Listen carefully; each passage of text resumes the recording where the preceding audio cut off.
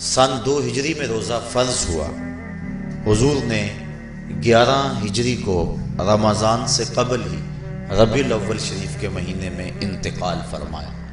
اس طرح حضور علیہ السلام کی زندگی میں کل 9 رمضان آئے، 2 ہجری کو شامل کر کے 9 رمضان زندگی میں کل آئے، جس میں 2 رمضان 30 کے تھے اور باقی 7 رمضان 29 کے تھے۔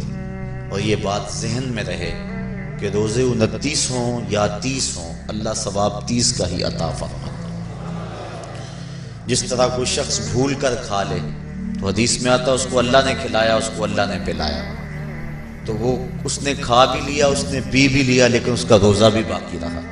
اس طرح اگر چاند 29 پہ نظر آ جائے تو ثواب اللہ 30 کا ہی عطا فرماتا ہے۔ یہ اس کی کرم نوازی ہے اپنے بندوں پہ۔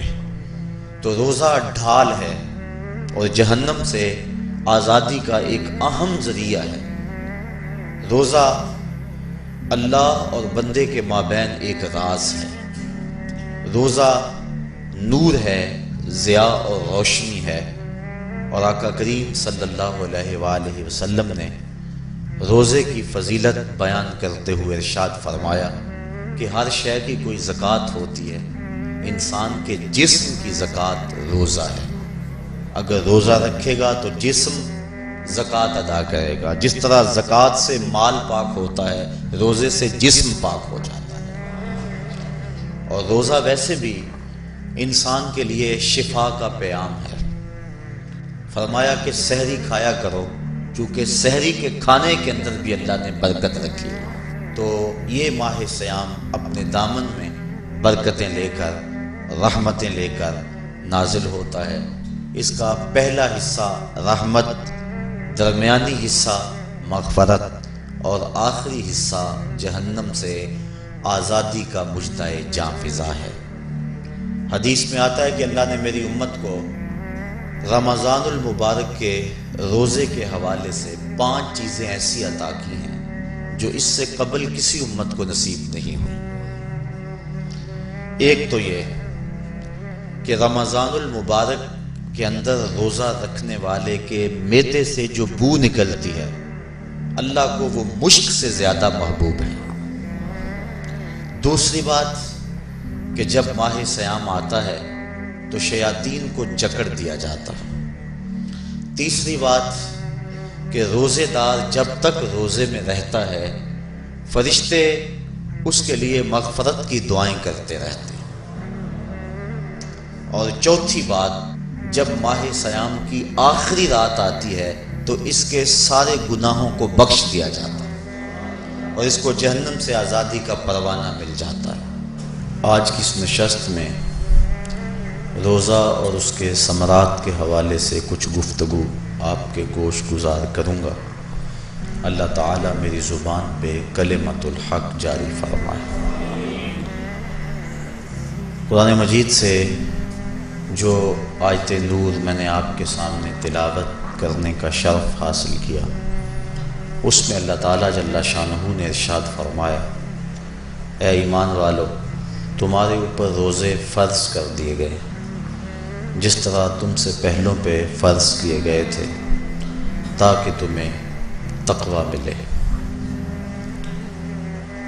الصوم فی اللغت الامساک، روزہ لغت میں رک جانے کو کہتے ہیں۔ جب ہوا کے تیز جھکڑ چلتے چلتے رک جاتے تو اہل عرب کہتے سامت الریح، کہ ہوا رک گئی۔ تیز دوڑتا ہوا گھوڑا جب اچانک ٹھہرتا تو وہ کہتے سام الخیل، منہ زور گھوڑا رک گیا۔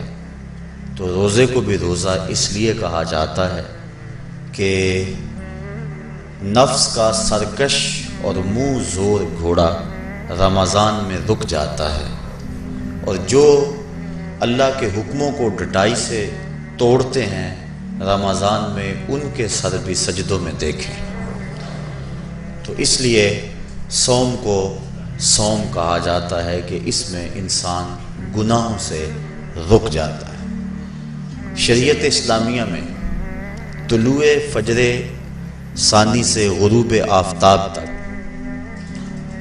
اکل و شرب اور جماع سے کستن رکے رہنے کو روزہ کہا جاتا ہے۔ روزے کی تاریخ کے حوالے سے علامہ اسماعیل حقی علیہ رحمہ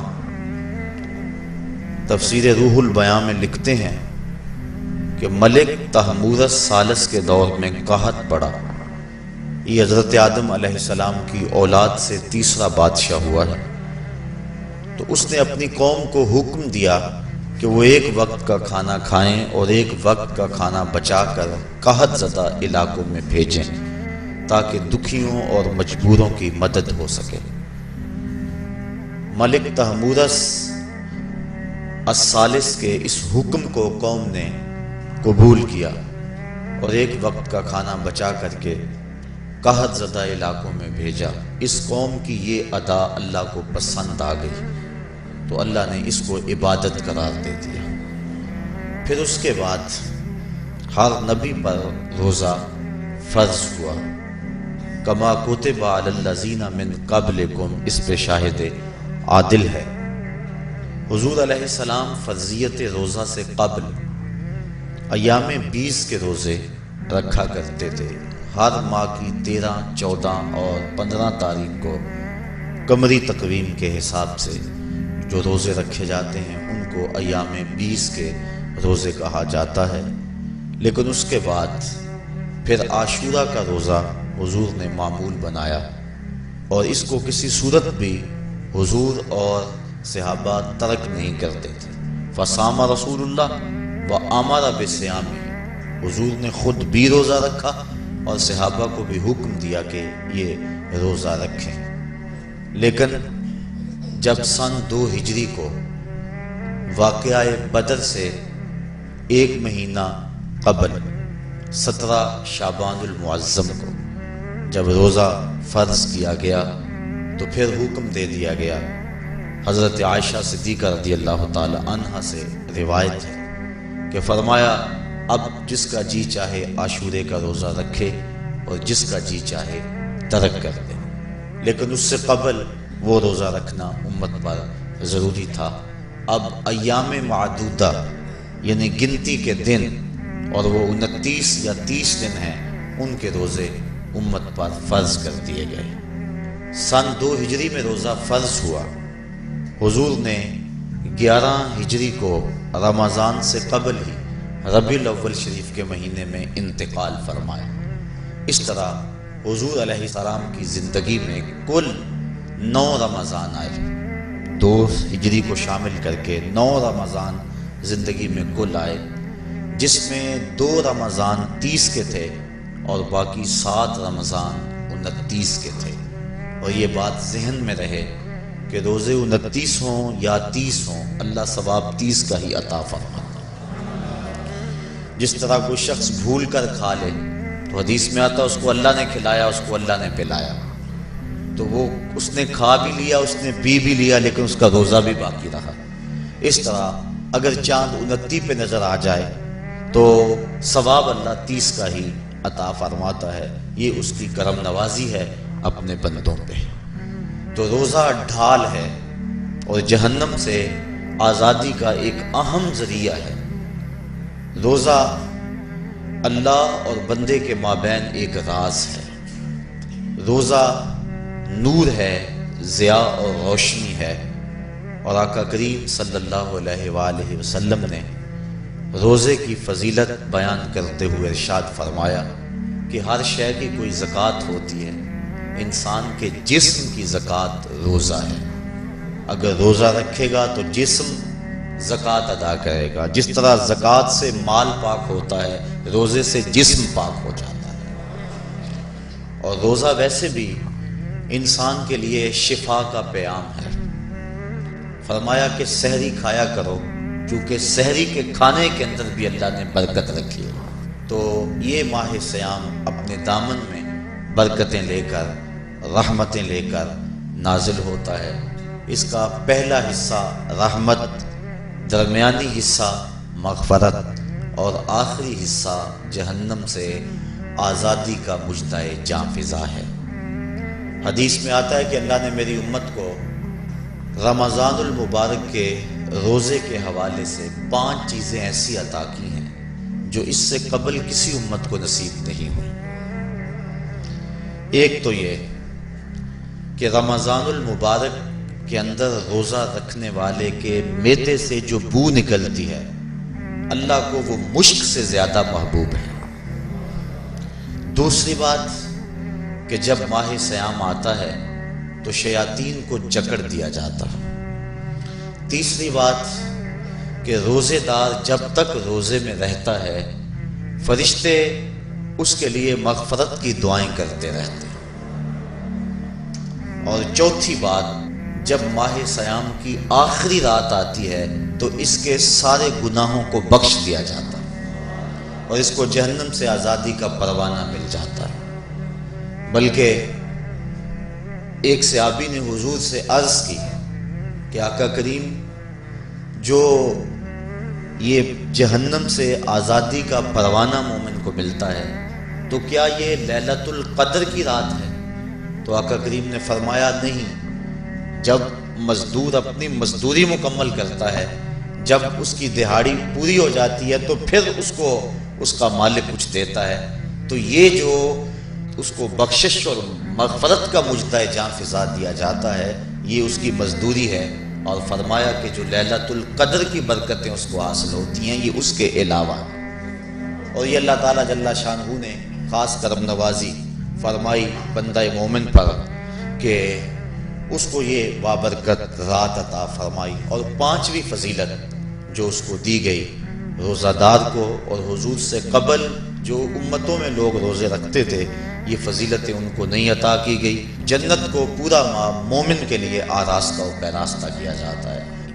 حضرت ابو ہریرہ رضی اللہ تعالی عنہ سے ایک روایت مروی ہے جس کو امام بخاری اور امام مسلم نے روایت کیا کہ آقا کریم علیہ السلام نے ارشاد فرمایا، قال اللہ عز و جل، اللہ جل شانہ ارشاد فرماتا ہے، کل عمل ابن آدم لہو، ابن آدم کا ہر عمل اسی کے لیے ہے، الا الصوم فإنہ لی، ہاں مگر روزہ ہے جو وہ میرے لیے رکھتا ہے، وأنا اجزی بہ، اور اس کی جزا میں اسے دوں گا، والصیام جنۃ، اور صیام روزہ ڈھال ہے، فإذا کان یوم صوم احدکم فلا یرفث ولا یصخب، فَإِن صَابَّهُ أَحَدٌ أَوْ قَاتَلَهُ فَلْيَقُلْ إِنِّي صَائِمٌ إِنِّي صَائِمٌ وَالَّذِي نَفْسُ مُحَمَّدٍ بِيَدِهِ لَخُلُوفُ فَمِ الصَّائِمِ أَطْيَبُ عِندَ اللَّهِ مِن رِّيحِ الْمِسْكِ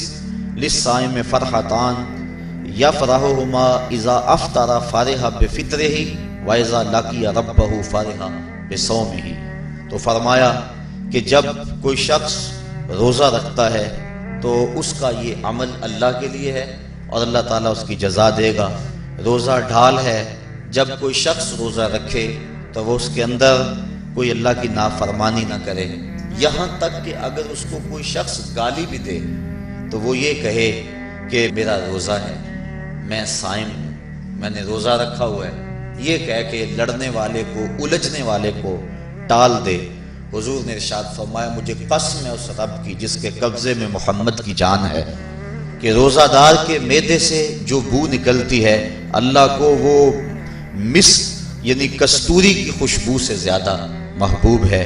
اور روزہ دار کے لیے 2 خوشیاں ہیں، ایک خوشی اس کو اس وقت ملتی ہے جب وہ روزہ افطار کرتا ہے، اور دوسری خوشی اس کو اس وقت ملتی ہے جب اس روزے کے صلے میں اسے اپنے رب کا دیدار نصیب ہوگا۔ یہ بات ذہن میں رکھیں کہ اس دنیا پر سب سے بڑی دولت جو حضرت انسان کو دی گئی ہے وہ دولت ایمان ہے، اور قیامت کے دن سب سے بڑی دولت جو اہل ایمان کو دی جائے گی وہ اللہ تعالیٰ کا دیدار ہوگا۔ جنت کے حور و قصور، جنت کے محلات، جنت کی عالی نعمتیں، دنیا کی کوئی دولت اور دنیا کی کوئی نعمت جنت کی کسی نعمت کا مقابلہ نہیں کر سکتی، لیکن جنت والے جنت میں جا کر جس نعمت کو سب سے بڑا سمجھیں گے، اور وہ ہوگی بھی حقیقت میں سب سے بڑی نعمت، ایسی نعمت کہ اس نعمت کے ملنے پہ باقی ساری نعمتوں کو بھول جائیں گے، وہ یہ ہے کہ رب اپنے رخ کرم سے پردہ ہٹا دے گا اور ان کو اپنا دیدار عطا فرما دے گا۔ تو یہ سب سے بڑی دولت جو مومن کو آخرت میں نصیب ہوگی، یہ روزے کے صلے میں نصیب ہوگی۔ یہ روزے کا وہ ثمر ہے، یہ روزے کا وہ پھل ہے جو اللہ اہل ایمان کو قیامت کے دن عطا فرمائے گا۔ عاجزی بہی کا معنی ہے کہ اس کی میں جزا دوں گا۔ ایک روایت میں آتا ہے کہ جو اعمال ہیں وہ 7 طرح کے ہیں۔ 2 اعمال ایسے ہیں کہ جو واجب کرتے ہیں، 2 اعمال ایسے ہیں کہ جن کی جزا ان کی مثل ہے، اور ایک عمل ایسا ہے کہ جس کی جزا 10 گنا ہے، اور ایک عمل ایسا ہے کہ جس کی جزا 700 گنا ہے، اور ایک عمل ایسا ہے جس کی جزا بے حساب ہے۔ فرمایا کہ وہ 2 عمل جو واجب کرتے ہیں وہ یہ کہ اگر کسی شخص نے اللہ کی عبادت کی اور اس کے ساتھ کسی کو شریک نہ ٹھہرایا تو وہ جنت کو یہ اعمال واجب کر دیتے ہیں، یعنی اس کو جنت کا ملنا لازم ہے، ضروری ہے، واجب ہے اس کے لیے۔ اور دوسرا وہ شخص جس نے اپنے رب کے حکموں کو توڑا یہاں تک کہ اس کے ساتھ کسی کو شریک ٹھہرایا، اس کے اوپر جہنم واجب ہے۔ اور 2 وہ عمل جن کی جزا ان کی مثل ملے گی، ایک وہ گناہ جو اس نے کیا تو اس کی سزا اس کی مثل دی جائے گی، اور دوسری وہ نیکی جو اس نے کی نہیں ہے لیکن اس کا عزم کیا تھا تو اس کو بھی ایک نیکی کا ثواب دے دیا جائے۔ ایک عمل وہ ہے جس کے بدلے کے اندر 10 گنا اس کو اجر دیا جاتا ہے، اور فرمایا اس سے اس کے نیک اعمال مراد ہیں۔ اور فرمایا کہ جو اس کا چھٹا عمل ہے وہ ایسا ہے جس کے بدلے کے اندر اس کو 700 گنا اجر دیا جاتا ہے، اور وہ راہ خدا میں اس کا صدقہ کرنا ہے۔ اور فرمایا ایک عمل ایسا ہے جس کی جزا کا دنیا پر کوئی حساب ہی نہیں ہے، اور وہ بندے کا اللہ کے حضور اپنے روزے کے ساتھ پیش ہونا ہے۔ تو روزہ ایک ایسا عمل ہے کہ جس کی جزا کا کوئی حساب ہی نہیں ہے، تو یہ اللہ کے علم میں ہے کہ وہ اپنے بندے کو کتنی اس کی جزا اور کتنا اس کا صلہ عطا فرما دیتا ہے۔ تو یہ اجر ہے نیکی کا۔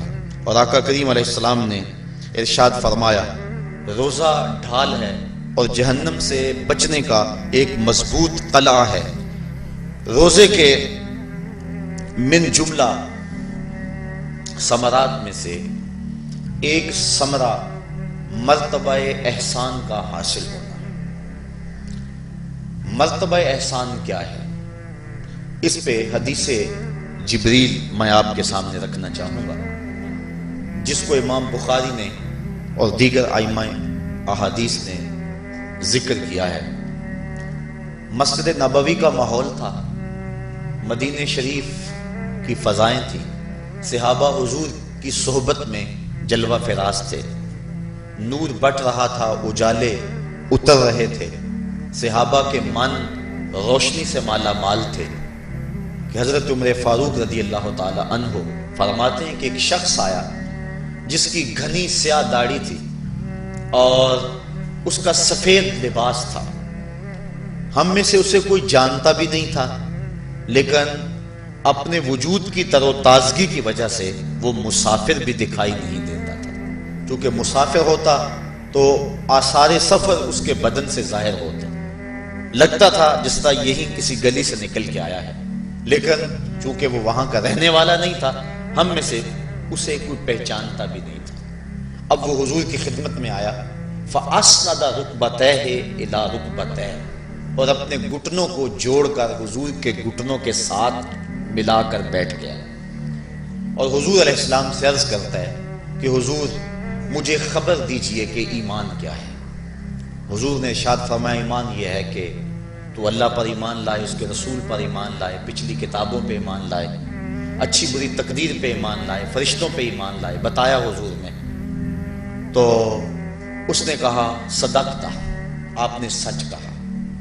کہتے ہیں ہمیں بڑا تعجب ہوا کہ خود ہی سوال کرتا ہے اور خود ہی تائید کر دیتا ہے۔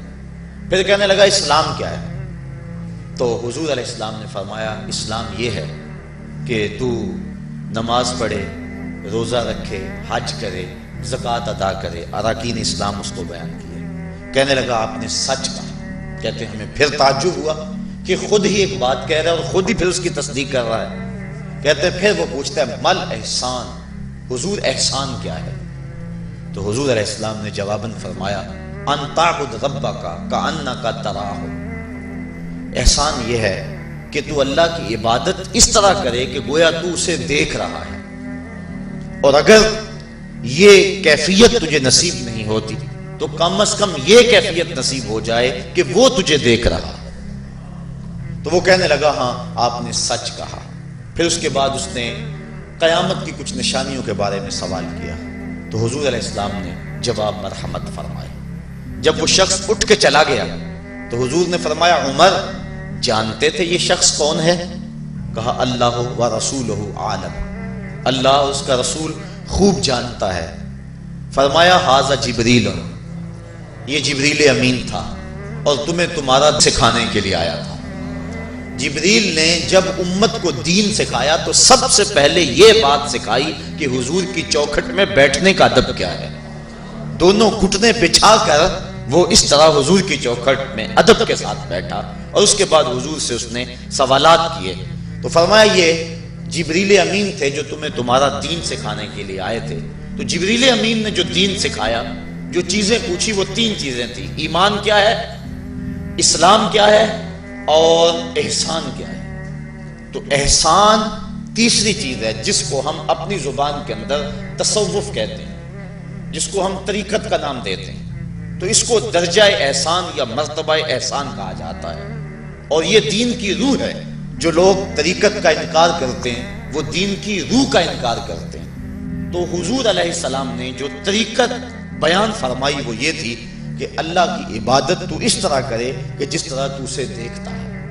اگر یہ کیفیت مل جائے تو سبحان اللہ، لیکن اگر یہ کیفیت نہیں ملی تو کم از کم یہ کیفیت تو ملے کہ وہ مجھے دیکھ رہا ہے، اور اگر یہ کیفیت بھی مل جائے کہ وہ مجھے دیکھ رہا ہے تو بتائیے کہ پھر انسان کی زندگی میں کتنا سرور آ جائے گا کہ جب وہ نماز کے لیے کھڑا ہو تو اس تصور میں ڈوب جائے کہ میرا مالک تو مجھے دیکھ رہا ہے، تو پھر نماز کا کتنا سرور آ جائے گا اس کو۔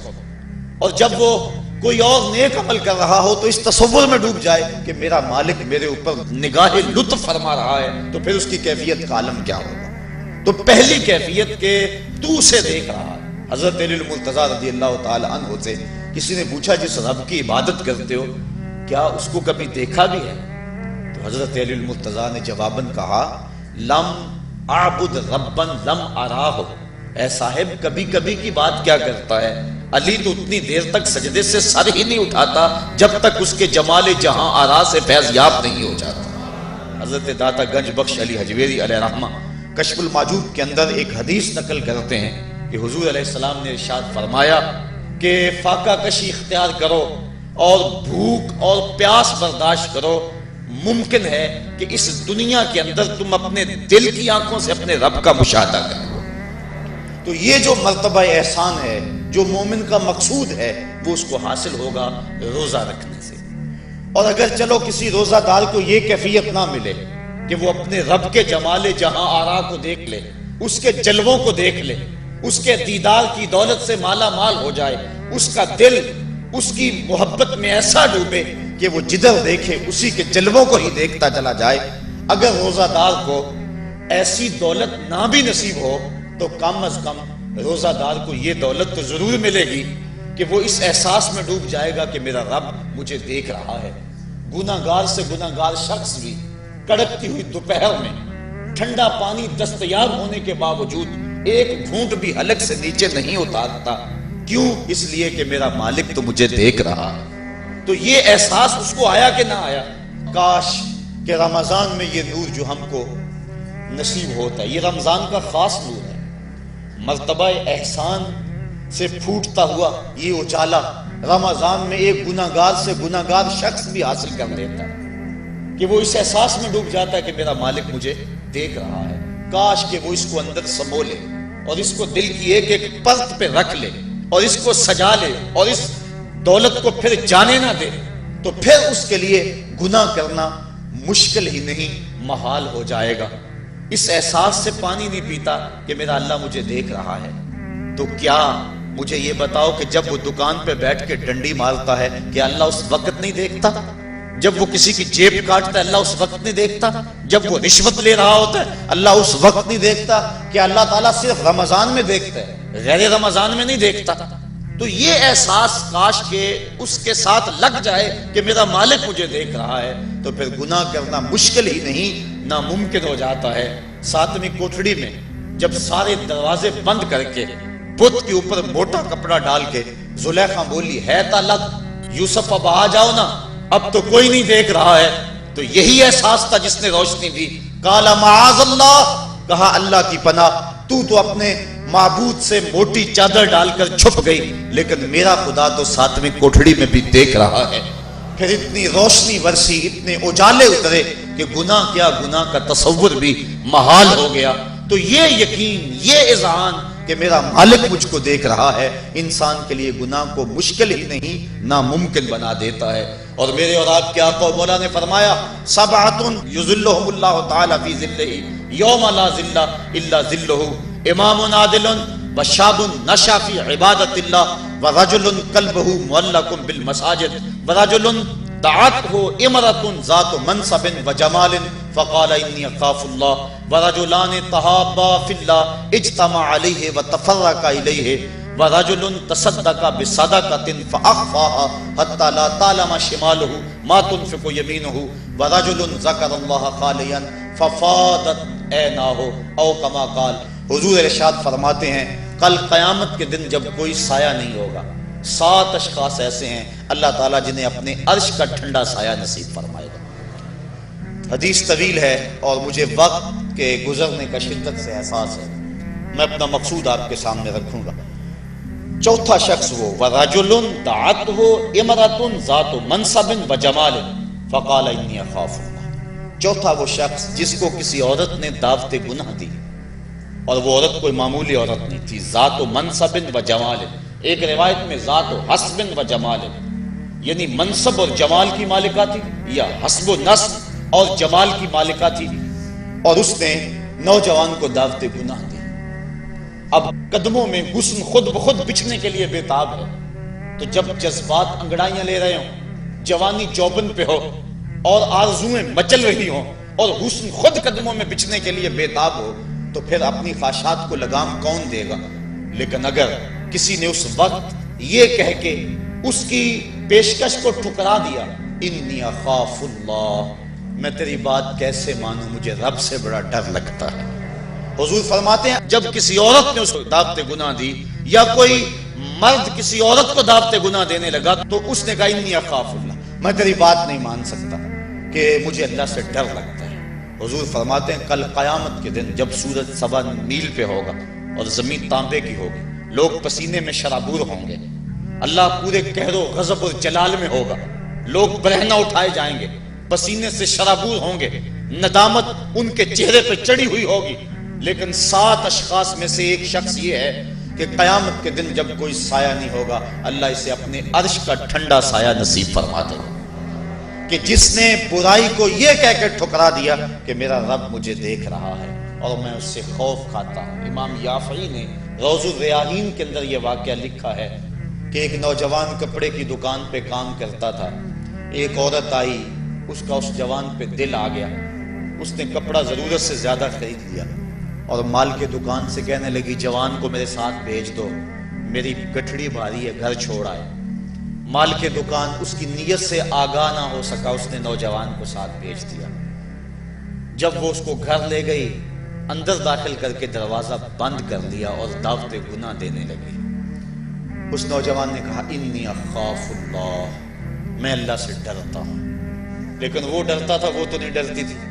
اس نے ہر قسم کا ڈورا پھینکا، ہر جتن کیا، ہر ہیلا آزمایا، لیکن وہ نوجوان قابو نہ چڑھا، چونکہ وہ صرف حسین ہی نہیں اللہ کا ولی بھی تھا، صرف اس کا چہرہ ہی روشن نہیں تھا، اس کے من میں بھی اجالے تھے، اور اس نے بڑی کوشش کی لیکن نور کو رسیوں میں جکڑا تو نہیں جا سکتا۔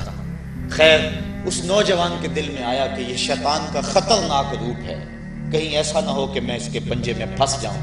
اس نے ایک بہانہ کیا اور باتھ روم میں چلا گیا، جو پخانہ کیا اس کو اپنے بدن پہ مل لیا اور اسی حالت میں باہر آ گیا۔ جب اس عورت نے دیکھا اس کا نشہ حرن ہو گیا، دروازہ کھول دیا، اس نے کہا یہ تو کوئی مجنون ہے، یہ تو کوئی پاگل ہے۔ اس نے دل ہی دل میں اللہ کا شکر ادا کیا کہ میرا بدن گندا ہو گیا، میرا من تو ستھرا رہا۔ کائنات کا سب سے حسین چہرہ وہ ہے جو جنسی کالک سے محفوظ ہو۔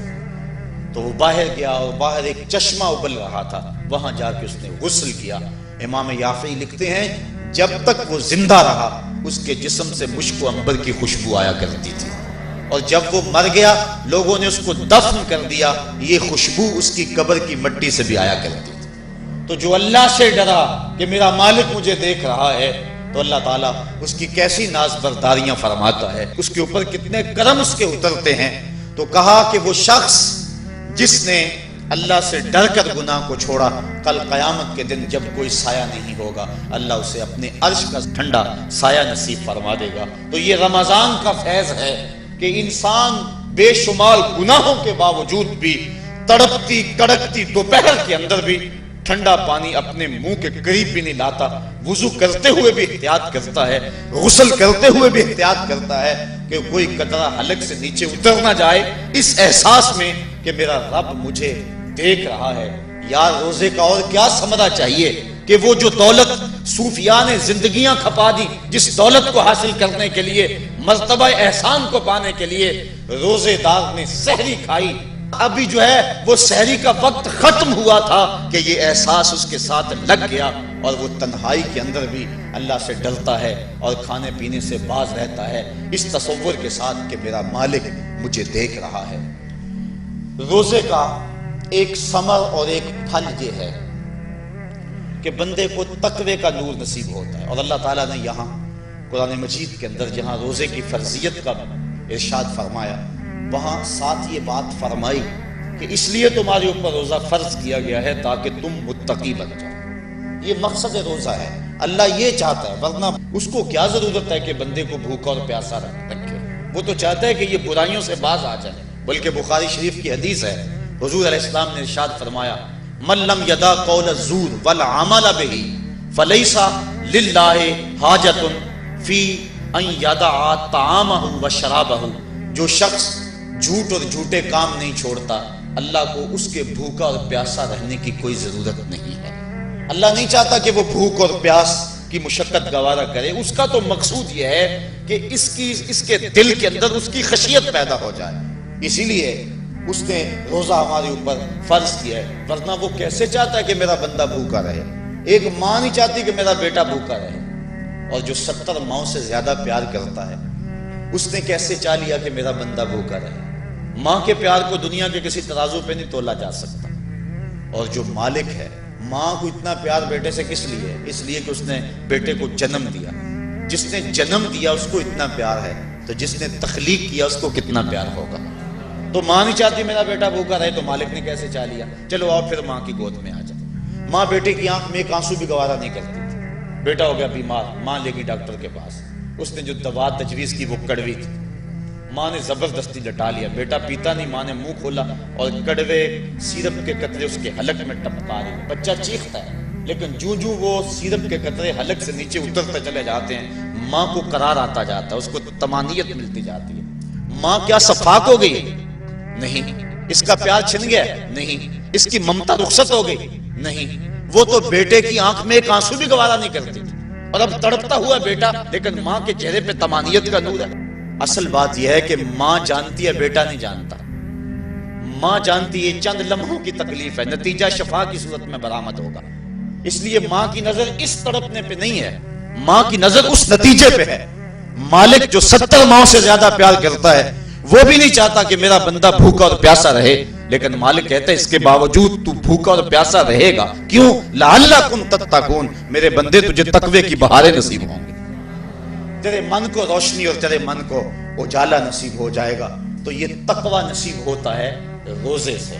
چونکہ یہ بات ذہن میں رکھیں، ہمارے 2 دشمن ہیں جو ہمیں نیکی کے راستے سے روک رہے ہیں، بات لمبی ہو رہی ہے، اختصار کر رہا ہوں۔ ہمارے 2 دشمن ہیں جو ہر وقت ہمارے ساتھ لگے ہوئے، ایک شیطان اور دوسرا نفس۔ جو شیطان ہے وہ بڑا دشمن ہے یا نفس بڑا دشمن ہے؟ تو آپ اس بات پہ کسی دلیل کی ضرورت نہیں، آپ سب کہہ رہے ہیں کہ نفس.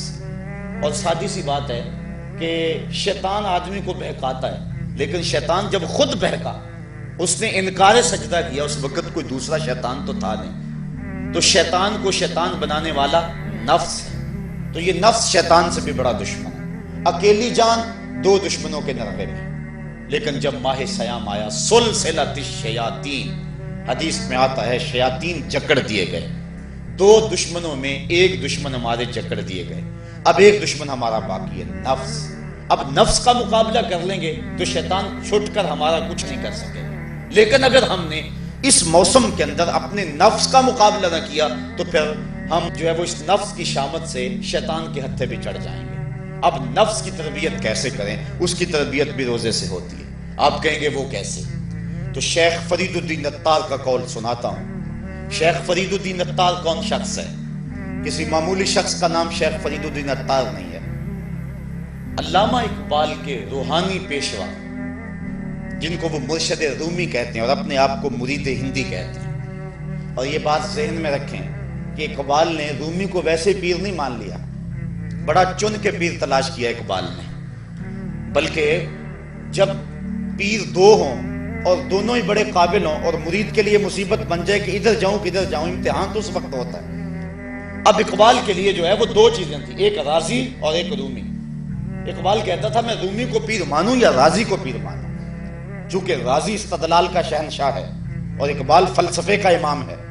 فلسفی کا مزاج یہی چاہتا ہے کہ جو استدلال کا بادشاہ ہو اس کو اپنا شیخ مانا جائے. لیکن جو رومی ہے وہ دل کا شہنشاہ ہے. اقبال شاعر ہے اور اقبال کا مزاج تھا کہ جو میرے دل کا بھی امام ہو وہی میرا شیخ ہو اور وہی میری رہبری کرے. تو اقبال جو ہے وہ الجھا رہا اس معاملے میں، کیا کروں؟ وہ خود کہتا ہے اسی کشمکش میں گزری میری زندگی کی راتیں، کبھی سوز و ساز رومی، کبھی پیچ و تاب رازی. کبھی رومی کا سوز و ساز مجھے پسند آتا تھا، کبھی رازی کا جو ہے وہ مجھے پیچ و تاب پسند آتا تھا. پھر اقبال نے زندگی کی کئی بہاریں مرشد کے انتخاب کے اندر گزار دی کہ میں رومی کے ہاتھ پہ بیعت کروں یا رازی کے ہاتھ پہ بیعت کروں. پھر ایک وقت آیا کہ اقبال نے خود کہا نئے مہرہ باقی ہے نئے مہرہ بازی، جیتا ہے رومی ہارا ہے رازی. وہ کہتا ہے رومی جیت گیا اور رازی ہار گیا. پھر اس نے رومی کو اپنا شیخ اور مقتدا مانا. اقبال جس کو اپنا مقتدا مانتا ہے، جس کو اپنا امام مانتا ہے، اب اس رومی کی سنیے. وہ کہتے ہیں ہفت شہر عشق را عطار گشت ما ہنوز اندر خمیں یک جام. عشق کے 7 شہر حضرت شیخ فرید الدین عطار گھوم چکے ہیں. ہم پہلے شہر کی پہلی گلی کے کونے پہ کھڑے ہیں. یہ رومی کہہ رہے ہیں جس کو اقبال نے بڑی چھان پھٹک کے بعد اپنا پیر مانا ہے، وہ فرید الدین عطار جو معرفت کا امام ہے اور اللہ کے رازوں کا امین ہے. حضرت شیخ فرید الدین عطار فرماتے ہیں نفس نتواں کشت الا باسے چیز بات گوئم یادگیرش اے عزیز. کہا نفس نہیں مرتا لیکن 3 اسلحے ہیں، اگر تیرے پاس ہوں تو تو نفس پر قابو پالے گا. وہ 3 اسلحے کون سے ہیں؟ کہا خنجر خاموشیو شمشیر جو نیزہ تنہائیو ترک ہجو. ایک خاموشی کا خنجر، ایک بھوک کی تلوار اور ایک تنہائی کا نیزہ. اگر یہ 3 اسلحے تیرے پاس ہیں تو نفس پہ ٹوٹ پڑے نسلوں کو لے کر تو تیرا نفس تیرے قابو میں آئے گا. اس کے علاوہ کوئی اور ذریعہ نہیں ہے اس نفس کو قابو کرنے کا. حضرت باہو جیسے بھی بول پڑے باج فقیراں کسے نہیں ماریا، باہو ظالم چور اندر تاہو. یہ جو اندر کا چور ہے اس کو پکڑ لینا اور اس کو قابو میں کر لینا اور اپنے دل کی حفاظت کر لینا، یہی بڑی دولت ہے. فرماتے ہیں کہ 3 اسلحے ہیں، ایک خاموشی کا خنجر اور ایک بھوک کی تلوار اور تیسرا تنہائی کا نیزہ. کہ ان 3 اسلحوں سے اگر تم قابو پانا چاہو تو پا سکتے ہو. اس کے علاوہ کوئی اور اسلحہ نہیں ہے جو تمہارے نفس کو تمہارے قابو میں لے آئے. تو پھر بھوک کی تلوار ایسا اسلحہ ہے جو نفس کا سر کاٹ دیتی ہے. اور میرے اور آپ کے آقا و مولا قلب و دل و نگاہ کے مرشد اولین حضور نبی رحمت صلی اللہ علیہ وسلم نے فرمایا یا معاشر الشباب من یستطع منکم الباء فلیتزوج فإنه اغض للبصر واحسن للفرج ومن لم یستطع فعلیہ بالصوم فإنه له وجاء. اے جوانوں کے گروہ، تم میں سے اگر کوئی شخص نکاح کی طاقت رکھتا ہے تو وہ نکاح کر لے، یہ نظر اور شرمگاہ کا محافظ ہے، اور اگر تم میں سے کوئی نکاح کرنے کی فی الحال طاقت نہیں رکھتا تو وہ روزے رکھے، روزے شہوات کو توڑتے ہیں۔ تو نفس کی تہذیب بھوک سے ہوتی ہے، اور بھوک ایک ایسا اسلحہ ہے کہ جس سے ہم اپنے نفس کو قابو میں لا سکتے ہیں۔ حضرت نظام الدین اولیاء علیہ رحمہ جو تصوف کے سرخیل اور امام ہیں، آپ فرماتے ہیں کہ آدھی فقیری روزہ ہے اور آدھی فقیری باقی سب کچھ ہے۔ تو روزہ اگر نصیب ہو گیا تو پھر مالک کا قرب مل گیا، اور یہ تقوی کا نور ہمیں روزے سے حاصل ہوگا۔ روزے کے ثمرات تو بہت سارے، لیکن وقت کی سمٹتی ہوئی عقائیاں